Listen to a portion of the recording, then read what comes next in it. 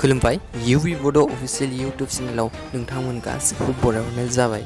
बे समाव माखासे इम्पोर्टेन्ट निउज आपडेट लाना फैदों। स' नोंथांमोना भिडिअखौ जोबजासिम नायलां।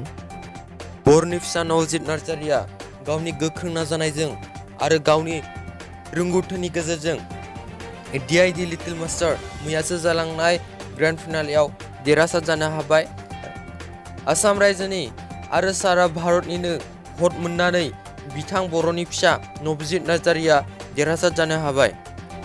बर'नि फिसा नबजित नार्जारिया ट्रफिजों लोगोसे नोगोद 10 लाख रां मोननाय जायो।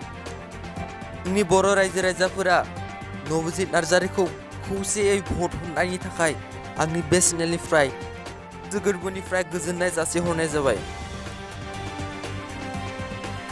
गोदान निउज आपडेट मोनबाय थानो थाखाय UV Bodo YouTube चेनेलखौ साबस्क्राइब खालामनानै लायोबानो जाबाय।